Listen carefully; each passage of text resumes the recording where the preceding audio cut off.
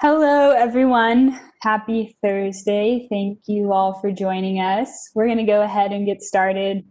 My name is Erin Hardick. I'm the Senior Researcher and Content Strategist at ZPrime, and I will also be your moderator for today's webinar, Integrating and Automating Clean Energy Assets, presented by FreeWave. So before we get into the content for today, I'm just going to share a few housekeeping notes. If you're having trouble viewing the slides or hearing us, usually refreshing your browser will do the trick. And this new age of video conferencing, I think we're all very aware of the possibility of poor connection or cutting in and out. So if you do miss anything, don't worry. We'll have the full webinar playback available shortly after we wrap up. In the bottom right-hand corner of your screen, you'll see the Q&A box. The last 15 minutes of today's webinar will be dedicated to answering audience questions. So you can use that Q&A box to submit your questions anytime during the webinar, but we will answer them at the end and we will get to as many as possible. So now on to today's topic and speakers. Clean energy assets drive the energy transition as they continue to pop up on the grid. Utilities and energy companies are now faced with the challenge of integrating and automating these assets to maintain reliability and affordability for their customers. Industrial IoT devices and wireless networks create the visibility and control needed to integrate, automate, and monitor distributed clean energy assets. Without distributed IIoT networks, these assets can't really achieve their full potential and propel grid transformation. So today, our industry experts will provide an overview of wireless and edge network for clean energy assets, talk about some use cases, and touch on some of the financial benefits of deploying distributed IIoT networks. So joining me today are Cameron Freeberg. Cameron is the utility strategist for the electric vehicles and emerging technology team at Austin Energy, and Greg Corey. Greg is the director of customer and technical support at FreeWave Technologies. Austin Energy is a community-owned utility. They are a not-for-profit enterprise of the city of Austin. In 2019, they served a total of 496,000 customers. They've set a goal to reach 100% carbon-free generation by 2035, and in 2019, their renewable energy load offset reached 39%. FreeWave Technologies is a 27-year leader in long-range industrial machine-to-machine wireless solutions. FreeWave has helped thousands of customers achieve reliable connectivity for data telemetry and command and control in some of the most challenging, remote, and rugged environments in the world. Today, they are transforming the extreme edge of operations and the proliferation of smart devices within it into a connected part of the enterprise with an ecosystem of solutions evolved for IIoT. So before I get our speakers involved, I just wanted to share some ZPrime research with you. These first two slides are from our interactive infographic, Network Trends for Utility and City Infrastructure Modernization. So first here, we're looking at the key forces driving digital modernization and critical network infrastructure. I want to bring your focus to the third key driver, integrating distributed energy resources. Communication networks are integral to the successful integration of DERs into the grid. So during today's webinar, our panelists will talk about how critical networks can support DER integration, control, and optimization. Next, we have the expected benefits of using advanced communication networks to integrate IIoT devices. The top benefit most utilities expect to achieve through using advanced communication networks is a faster, more responsive grid. Advanced communication networks enable remote monitoring and control of grid assets, and even intelligence and automation at the grid edge, making response times much faster. But if you actually look down to the fifth line, you'll see increased integration of distributed generation and storage. So today, our panelists will discuss how this is a result of advanced communication networks. And then this last slide is from a report we completed back in 2018 titled The Autonomous Grid in the Age of Artificial Intelligence of Things. It's important to keep in mind this graph is now 2 years old as we interpret it. So I want to draw your attention to the bottom of the graph, specifically distributed energy resources and energy storage. It shows that these two areas are the ones utilities were most interested in supporting with AI in the next 3 years. So taking into account the 2 years that have passed since the publication, and DERs and energy storage now become the highest priority for automation within the next 12 months for utilities. So our panelists will also touch on the opportunities to support these resources with automation and how advanced communication networks are necessary to achieve this. So that wraps up our intro. I want to get our panelists involved now. And Cameron, I'll start with you. We're gonna start by talking about kind of the current state of utilities and using advanced communication networks. What do you see as the current state of utilities dealing with clean energy assets, communication networks? What are some of the trends that you're kind of identifying in the market? Well, utilities are about as far along as they've ever been with these distributed clean energy assets. And it really differs by what that actual asset is and how far along we are with it. I mean, if you just look at, traditional utility infrastructure, it's been very centralized, everything from generation all the way down to basically the meter. There's certain things that have been around a lot longer than others. When we look at things like thermostats, that's something that utilities have been in that space for quite a while. But now, and solar as well, I put that on the list too. But now you're starting to see kind of things that have a lot more opportunity, but also require a lot more control. Things like energy storage, battery systems that are becoming more mainstream, either in customers' homes, at commercial buildings, and then even more so electric vehicles. Like that's kind of a new area. It's a growing market with a potentially huge cap on it. So the state at which we're at with certain things like thermostats and having customers enrolled in those and being able to do those controls is relatively probably mature, but that's not where it's going to end. It's going to continue to grow with all these other technologies, and utilities are really grasping with, well, how do we not necessarily control them, but how do we, use those as assets, or how do we look at those as assets, or engage with our customers through those devices? And it's kind of a step-by-step approach with each kind of device, each vendor under that device. So it's way more kind of hands-on controlled as what utilities historically have done.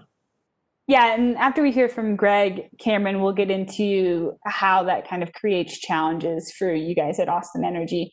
So Greg, same question for you. What are you seeing as the current state of utilities dealing with clean energy assets? What are some of the trends that you're seeing?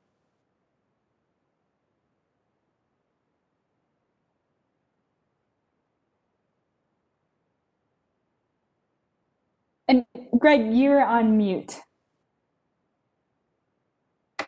Let me unmute myself. Is that better there? Yes. Okay. Let me start over again here. Here at FreeWave, we've been able to ride the wave of renewables that we've seen over the past couple years. So there's been strong programs in place at the federal, state, and also corporate level that are incentivizing the creation of renewable energy projects. And when we have more distributed power generation, we have a need for communication infrastructure that differs from what you would normally see with centralized power generation. FreeWave has a lot of experience in monitoring and controlling remote assets for the fossil fuels industry. Working in the oil and gas world, we don't really have a choice where a wellhead might be that we need to monitor for production. So it's interesting coming from the fossil fuel side, how we're seeing this kind of decentralization of renewables, where we're applying a lot of the technologies that we've traditionally used in oil and gas to now monitor these renewable power generation assets that are spread over, larger geographic areas. And so, Cameron, back to you about how the current state of the market has created, the changes going on has created challenges. What are some of the current challenges Austin Energy faces in the growing number of clean energy assets coming onto the grid? I'll kind of start with a little bit of a what's the opportunity for us, and then before the challenge, make it a little bit sunny first before I bring some cloudiness into it.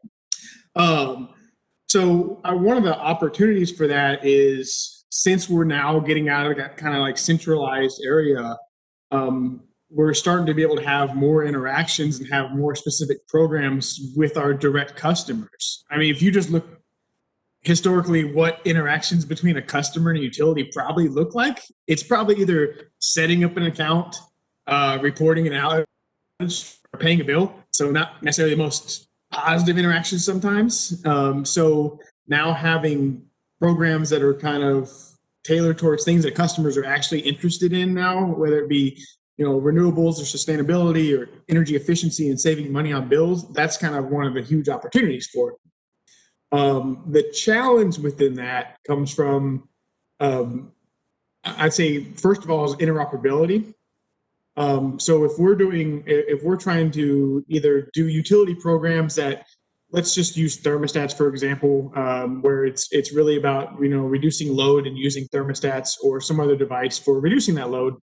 Well, you have to have some sort of communication point to that device. And it's fine if you do that with maybe one or two, but within this market, there are a lot more vendors coming online that are creating these things in the thermostat world, the electric vehicle world, electric vehicle charging, energy storage, water heaters, everything, smart inverters.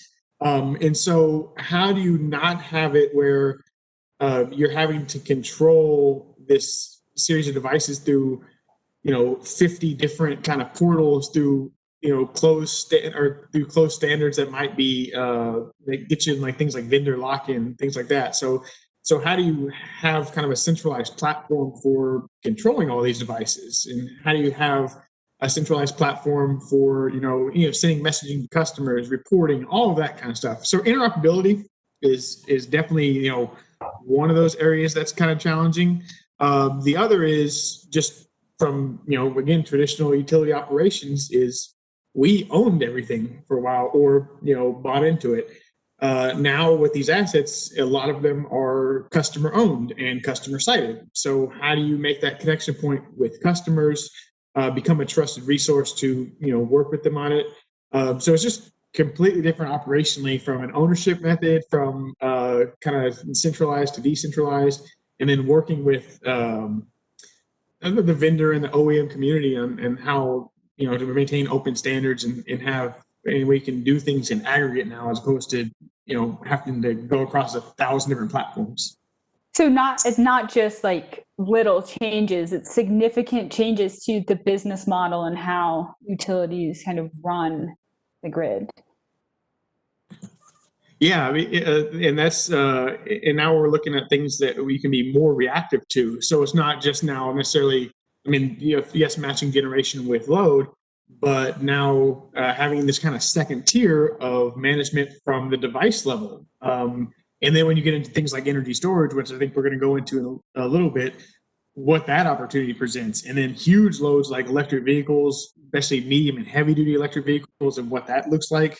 So there's just a lot more opportunity out there. It's just finding those levers to get to those devices, to get to those customers, to be able to take advantage of that, or increase value on the grid for customers. Thanks, Cameron.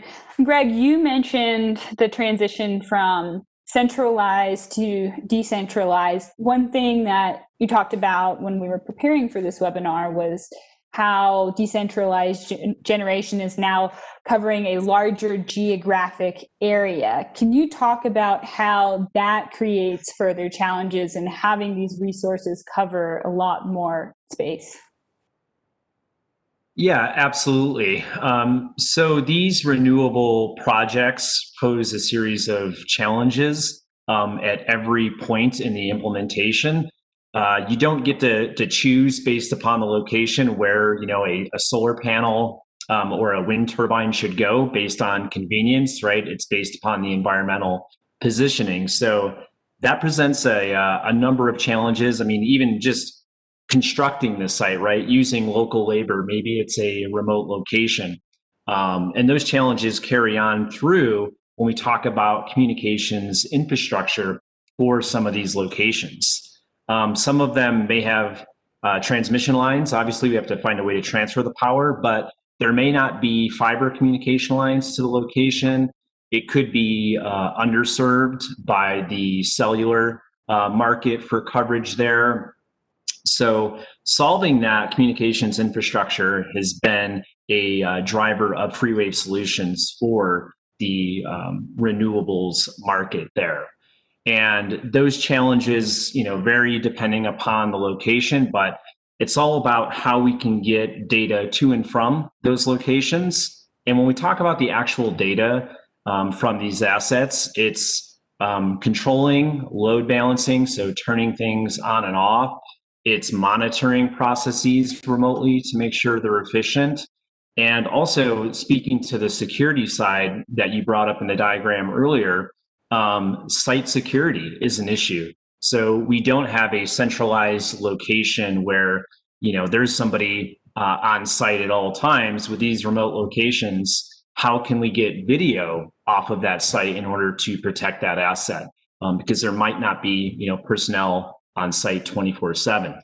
So all of these challenges directly affect the communication networks that we implement and develop for these types of distributed architectures. When you talk about the various types of locations, are you referring to like very remote areas, so say like a rural cooperative serving a very dispersed rural area versus like a utility that serves a city where there's a lot of infrastructure? Is that what you mean by different types of locations?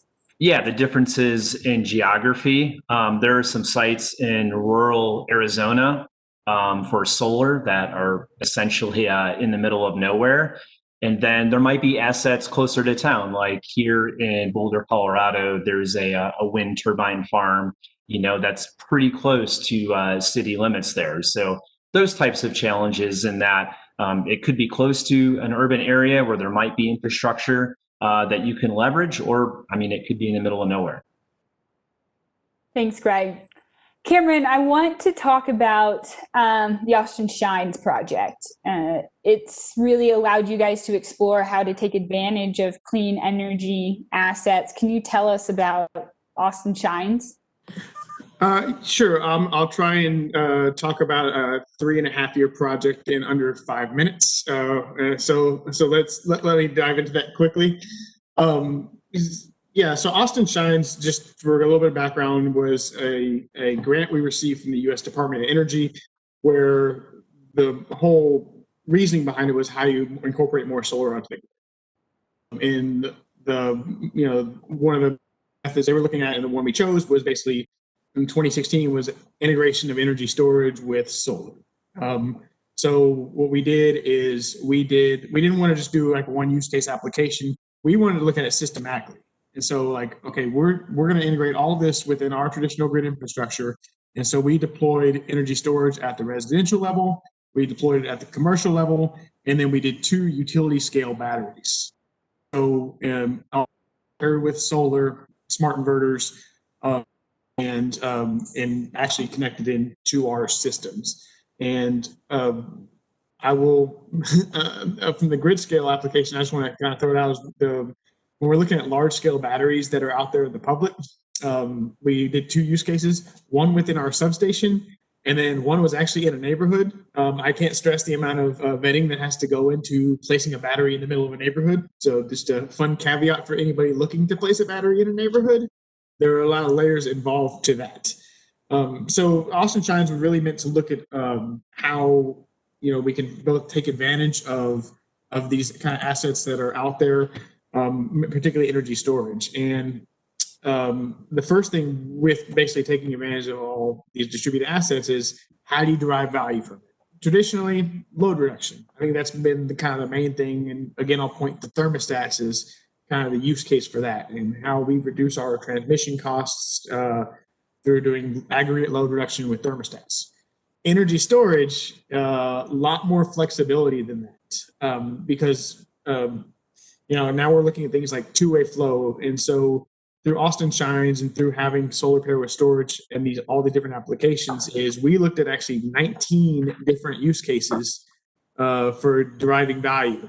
I have no idea if I could even go through all 19, but we didn't test all 19. So through the development of those, how we get value, we went forward with 6 of them, with 6 different use cases for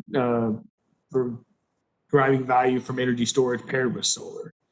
And we did it with a few different kind of frames around it. One being around customer value,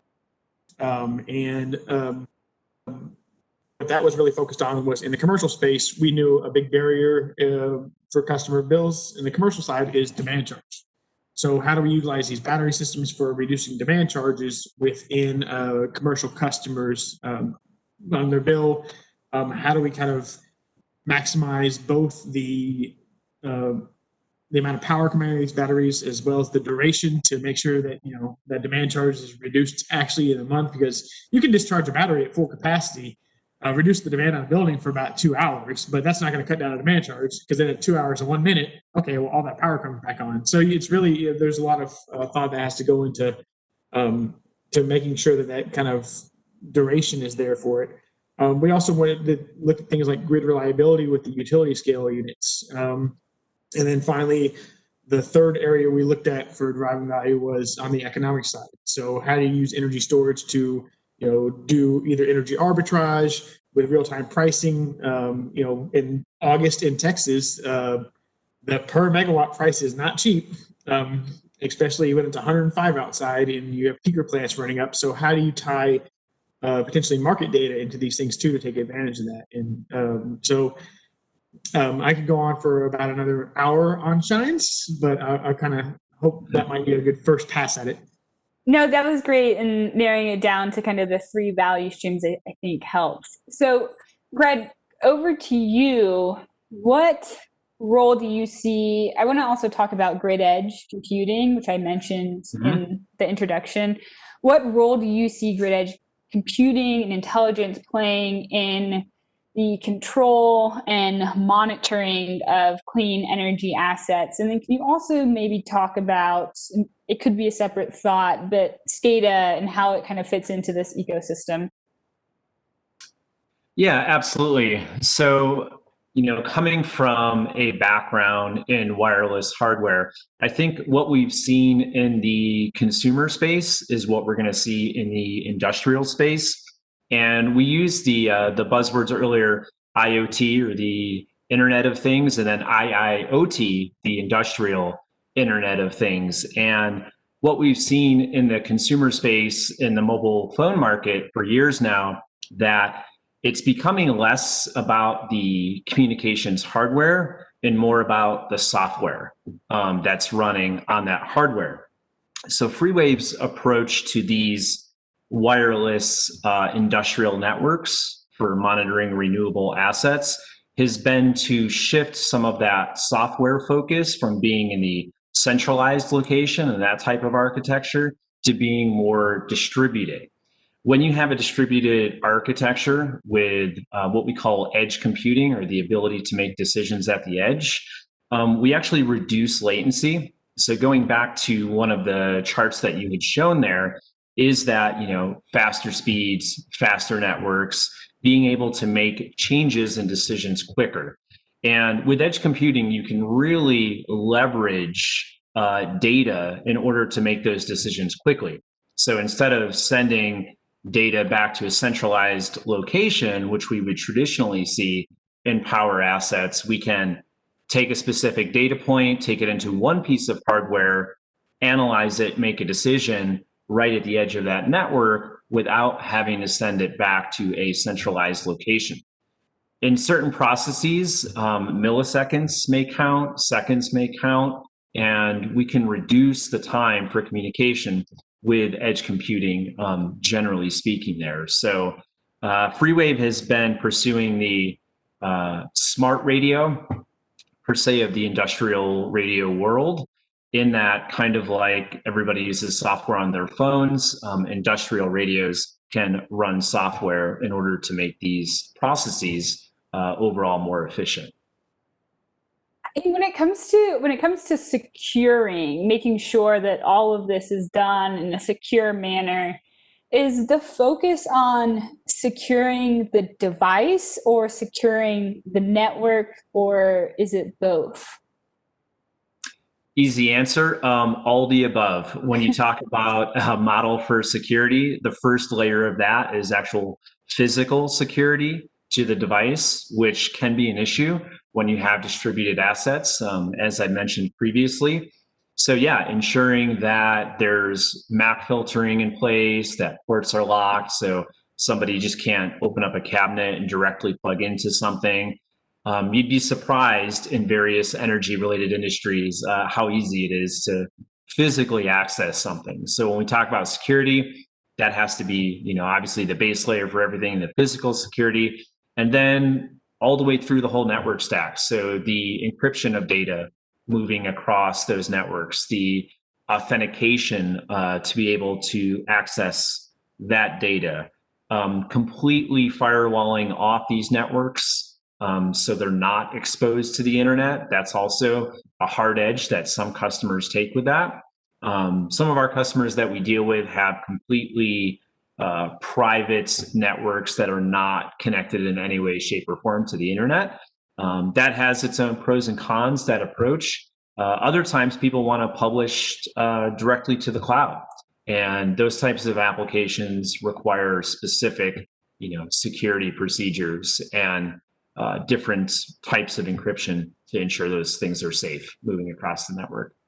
And one more question on security. I don't want to get too far down this rabbit hole, but in your experience working with utilities, how advanced or do you think they have a good understanding of what it takes to actually fully secure these networks and systems? Or do you think there's a lot of work that still needs to be done in that area?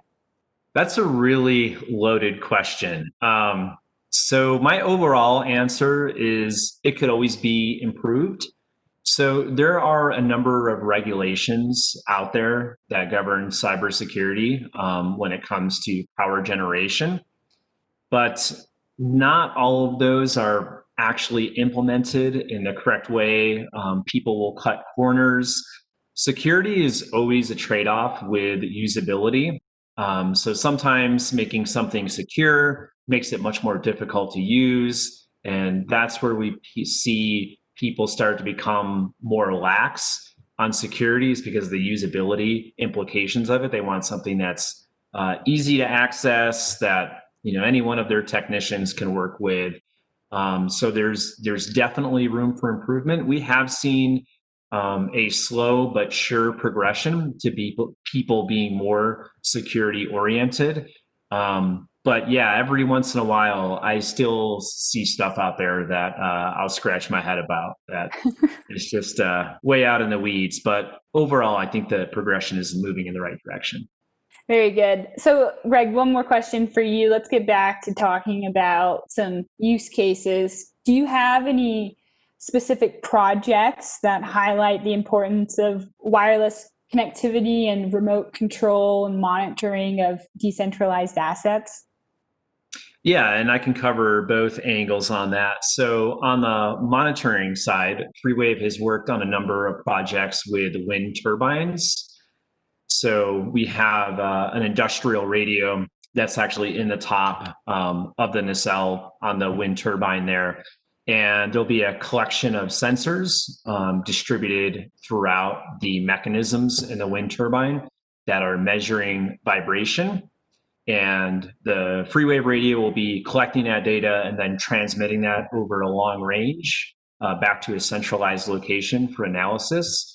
And that data is being used for predictive maintenance. So if there's a specific vibration that's being seen in part of the wind turbine, that could indicate that a mechanical failure is imminent and to take corrective action. And there are a number of different actions you can take based upon that data. If it's low in the wind season, you might be able to ride it out, until you can get something on site to address that.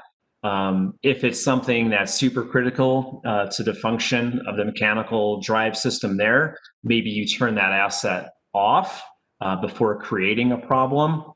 With wind turbines, the maintenance can be incredibly expensive to do work. Sometimes you have to actually drop the blades from the turbine to the ground in order to do work. So we've seen bills for just getting cranes on site in the six-figure range just to be able to address some of these issues. So through the use of data, if we can crunch those numbers and prevent these maintenance issues from becoming significant headaches, there's a huge return on investment there. So that continuous monitoring is very important, and that has a real world value proposition to it. On the control side, we've worked in applications for load balancing. I worked on a project for demand response load balancing in a very hot region of the US with air conditioning units.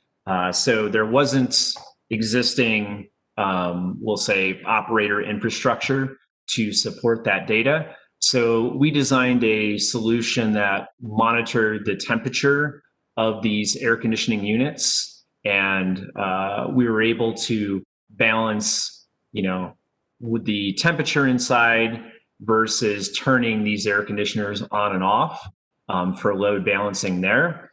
In hot regions of the US, if you lose power for a significant amount of time, that actually becomes a health and safety issue, especially in assisted living facilities or other, at-risk communities where, if it's above 100 degrees, that could pose a threat to residents there. So we worked on a project where we were reading the temperature and then doing corrective load balancing, but only for very short intervals in order to keep those homes cool despite the load balancing. And Cameron, that's something that you guys at Austin Energy must face. You serve Texas, one of the hottest regions of the United States. You mentioned, in the summer, everybody needs their air conditioning. How does Austin Energy think about this problem? Well, first of all, when Greg was talking about cybersecurity and utilities room for improvements and lacks, he was not talking about Austin Energy. We are fantastic over here. So disclaimer. No, for things like demand response and controlling thermostats, I mean, that's the good news is, when we have demand response programs, and especially all tied around, air conditioning and thermostats, when that load's going to be there. It's not a deep science to know that from June to September, it's going to be very hot here, especially in the middle of the afternoon, and that's when you curtail thermostats. The downside is, it's also 105. So you want to have parameters in place. So you don't want to just look at that just as an opportunity for the utility and say, oh, wow, we can cut all those off for the entire afternoon and reduce our load. That would not go well ever. So, doing things like 15-minute intervals of curtailing these thermostats or even maybe staggering devices so you're not doing everything at once for long durations. And then most importantly is giving customers the ability to opt out. So if they're enrolled in these programs, 9 times out of 10, they might either be more than okay with it, or like me, I don't even notice when they curtail I've been enrolled in the our demand response programs and thermostats for years now, and I don't even notice it. But there might be some times, like, whether you might have like an elderly relative staying with you, or something like that, where heat is actually an issue. And so the ability to opt out is, balancing that utility value with customer value, because they're the same thing. I mean, and so if you don't have those kind of abilities for folks to either opt out or ways to thoughtfully stagger those kinds of events, then they're not all inclusive. Yeah, thank you, Cameron. So Greg, we'll go back to you. You've mentioned kind of throughout this conversation that the different types of communication technologies. Can you talk more in depth about those, the different types, and how utilities can leverage them? Yeah, absolutely. So we'll stick with the wireless topic because that's my area of expertise. So in the absence of hardwire infrastructure, there's several different wireless technologies that providers can use. So obviously there's the big one, cellular, which a lot of us take for granted nowadays, given the proliferation of towers in areas that we inhabit. But it should also be noted that I do deal with assets where there is not cell coverage, and there's not great incentive for a cellular provider to put coverage out there because there's just not enough customers. So there's cellular, there's microwave, there's long range unlicensed radios like FreeWave manufacturers, and then there's also licensed radios that generally allow for greater range, but much slower data rates. There's no one size fits all solution when it comes to wireless. There's a right tool for a right type of job. And the trade-off with these different types of technologies is usually ongoing cost. So do you own the network? Yes or no? There are some companies that are okay carrying a monthly data cost for cellular services. And then there's other companies that prefer to invest in the capital equipment and then own the network there. So that's a big difference. Is it service provided or is it something that you actually own? When you go to microwave, that obviously allows for very high data rates, but it requires a very clear line of sight. When we talk about something that's high frequency, we think about two laser beams kind of pointed at each other, and you have to have absolutely no obstructions in order to have that link function. When we get down to the more remote assets that FreeWave specializes in, maybe it's not a perfect line of sight, this specific communication link. Maybe there's some rolling terrain or some trees or things like that. And that's where lower frequencies come into play because they travel better through signal path obstructions. And the general trade-off is you can go fast or you can go far. So when we talk about longer range communication links that are partially obstructed, we're not going to get the same data rates that we would if we were serving our home Wi-Fi. But for a lot of these applications, the data is actually pretty small. We're looking at the temperature of something. We're looking at voltage. We're turning something on and off. So on the plus side, you can get away with low bandwidth networks on a lot of these applications just due to the size of the data. When we go to the lowest frequency, I mentioned like in the license band, like in the 450 range, for example, which has been used by different water, wastewater utilities and power generation companies for years, we're talking 9600 baud, worse than AOL dial-up type speeds. But the range that you can achieve, that's where the trade-off comes in. If you can cover a 40, 50-mile link out in the middle of nowhere to control something for a remote community, there's real benefit in that. One of the difficult balancing acts that we see currently is the need for operational data, as I mentioned, and the need for site security. So when we start including video in a lot of these topologies, that's where things get complex, because as I noted, the general trade-off is you can go fast or you can go far with wireless. It's really difficult to do both. And touching back on the security aspect there, the physical layer is the base layer for all security. And a lot of these remote sites need to be monitored in case there is an incident.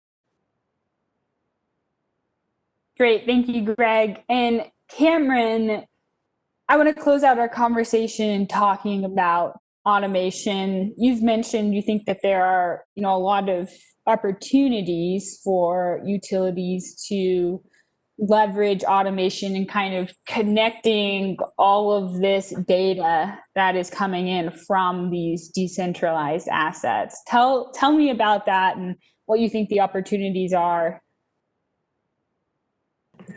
Yeah. Well, first, I'm kind of confused that there's about the AOL dial-up modem not being a quality product. I mean, my 56K modem over there is still pumping out the data. Yeah, no, there's like, as far as like the data coming in, like Aaron, you pointed out earlier, as far as like the assurances that we have with air conditioning being on in Texas and how you run programs for that, right? And now we talk about the opportunity for these other DERs, whether it be energy storage. I'll mention EVs again because there's a future aspect of vehicle to grid and what that looks like. Also curtailing charging, much like you thermostats. So one of the areas where you need that initial data in kind of creating that value is, are those same resources going to be available to the same certainty that thermostats are in the middle of summer in Texas? That's not something we know yet. So it's kind of that first layer is you want to make the business case for going forward with a lot of these things, but first you need the data to kind of justify those. So it's not just it's that layer of data for getting it. And Greg and I his level of expertise is in kind of the edge computing side. I'm in the DER program kind of development side. So we look at it through kind of different lenses in a good way. But how do we start collecting data from, whether it be the vehicles or whether it be through charging patterns at the residential level, and how do you start getting those things to do program development? But then once you launch something, is now you're connecting to multiple vendors, some with proprietary standards potentially. So how do you kind of create an open standards approach to doing something like that? And how do you get that data in a centralized point? Because if you just look at like a population of 10,000 electric vehicles and wanting to, either do load control functions or something like that, how can you do that with, an aggregate click of a button, or do the same functionality across, these 10,000 devices? And so there needs to be some sort of aggregation that's somewhat sophisticated involved to do that. The access to that data is important all the way from program development through to actually run an inclusive and successful DER program. Thanks, Cameron. So we're about to get into our Q&A. I see that some people have already submitted questions. We'll get to those in a second. But if you have a question for our panelists, go ahead and use that Q&A box in the bottom right-hand corner of your screen to submit it. So Greg, I will have you start with any closing thoughts you may have before we get into those audience questions.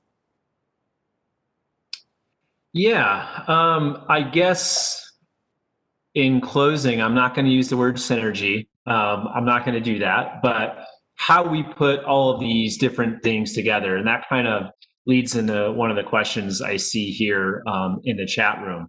So, the next challenge is, how do we take all this data, protect it, and put it in a location where it can be accessed seamlessly by people who need to view that data? And how do we ensure that all these different types of wireless systems can interoperate, as well as the protocols they're using? So I guess in essence, the closing in this, and the next open-ended question is, how do we break down all these different silos that we're talking about to have one seamless system from end to end? That's the next challenge. Thanks, Greg. And Cameron, any closing thoughts before we get into Q&A? No, it's the same thing that Greg just mentioned. It's we're kind of looking at that end piece is that one seamless system, and that's everything from interaction with customers to one thing we didn't really touch a whole lot on here is connecting to back end utility stuff. So that's one of the harder pieces to garner is like billing systems or metering infrastructure and how that whole DER environment connects to that back end stuff. I mean, that's one of the major challenges as well. So how do you have everything going from, interaction with the customer all the way back to automation with those types of software? So I don't think it's ever going to be perfect, but you'll just continually get better at building out that architecture. And utilities now expanding what their architecture is out into the DER world, to the customer world. Great. Okay. Now let's get to these questions. I see the one I think both of you were referring to. I'm going to wait to touch on that because let's get to some other topics before we get back to that topic. So we had one question come in, making me laugh. We are energy nerds, but not all of our customers are. How do you balance the need to garner participation with the need to keep it simple for the customer who simply wants to continue business as usual and not have to engage with the utility? Cameron, I think maybe you should start with that. Yes, I see that question is from a Mary Palmer.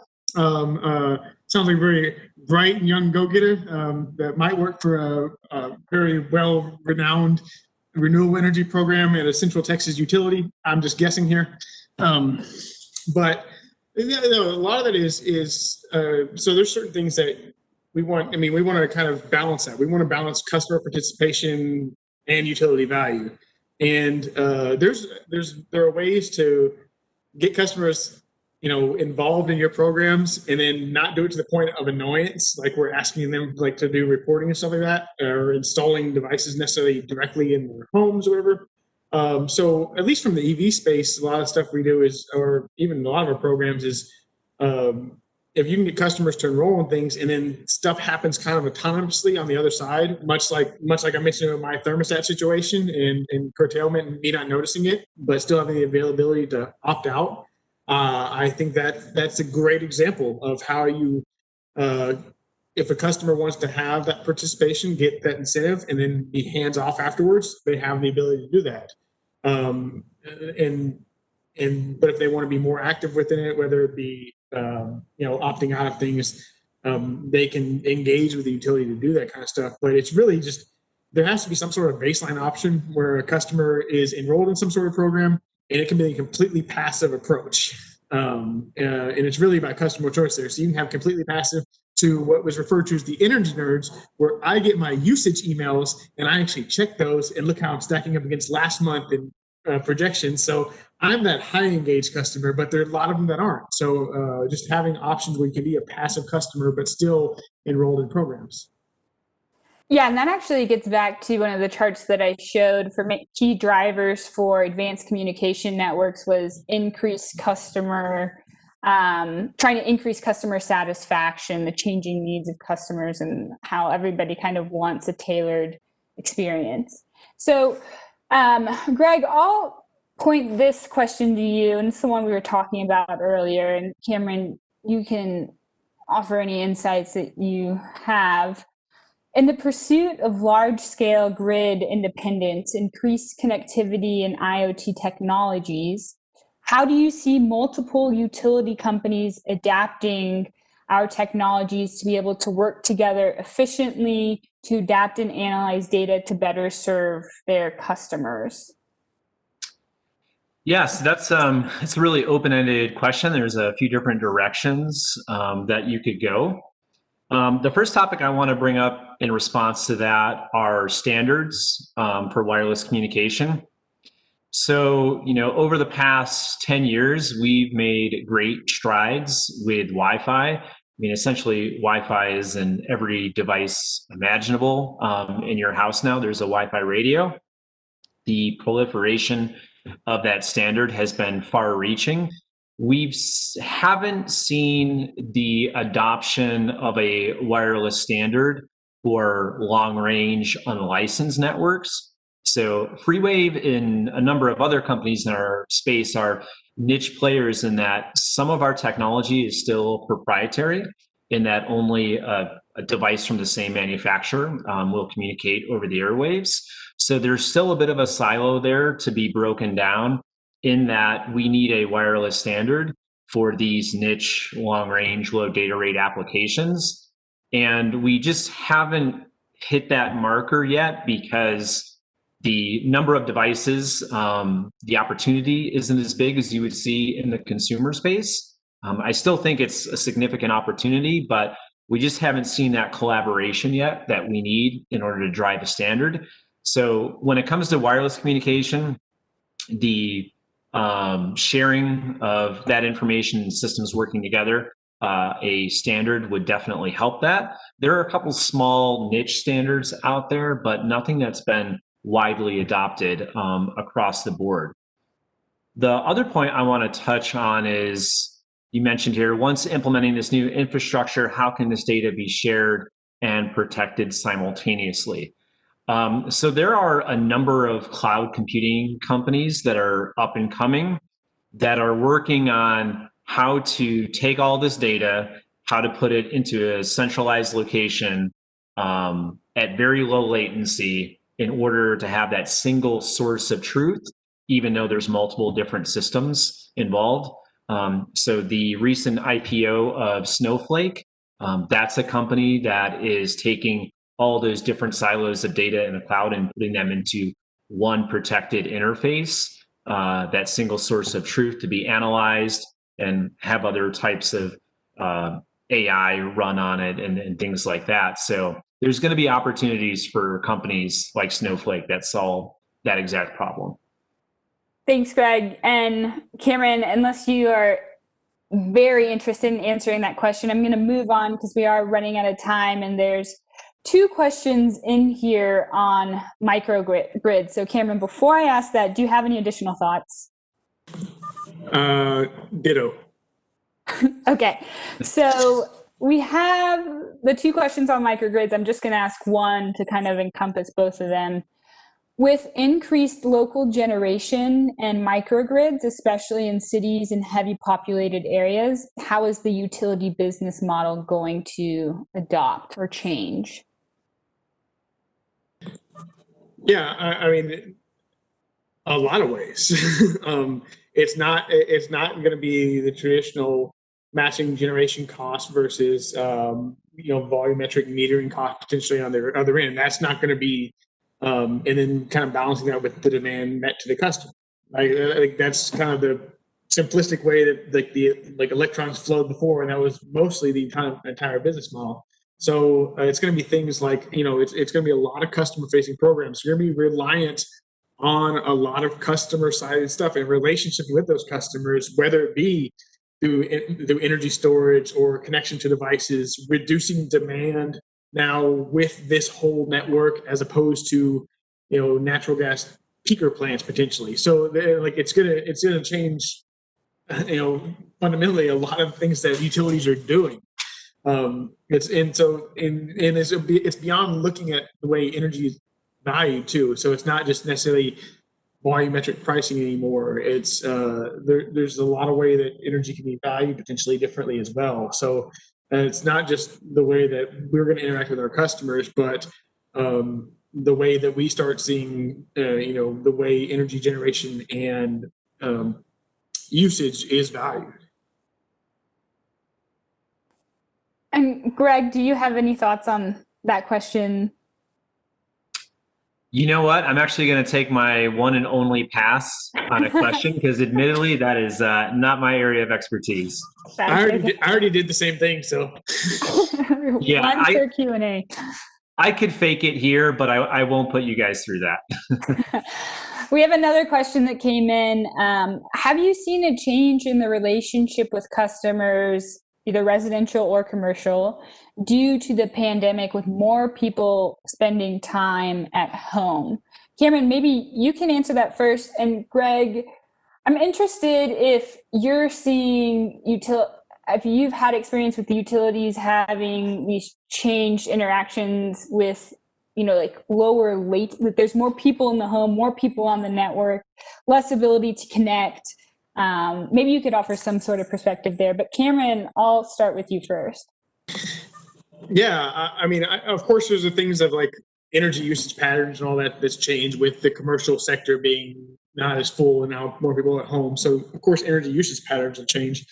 But one of the biggest areas I kind of want to talk about is the way utilities are changing some of their operations. And we've spent an hour talking about like interactions with customers and how that's important. So we're in a pandemic. How do we adjust to that? And one of the areas I really want to give a nod to is, so we have a green building program at Austin Energy that does design kind of standards for green building as well as inspections. So things like virtual inspection processes that they're going through right now that achieve the same result, but allow us to still kind of make those interactions with our customers is something, it's very impressive and extremely important. So that's one of the worries was, with this, are we going to lose those connections with customers, or are we going to adapt and kind of even potentially make them better? Like now it might be more convenient, more flexible. So I think, with all the things bad right now in the world, there's a few kind of rays of sunshine as far as operational improvements here and there. And I think that's one of them.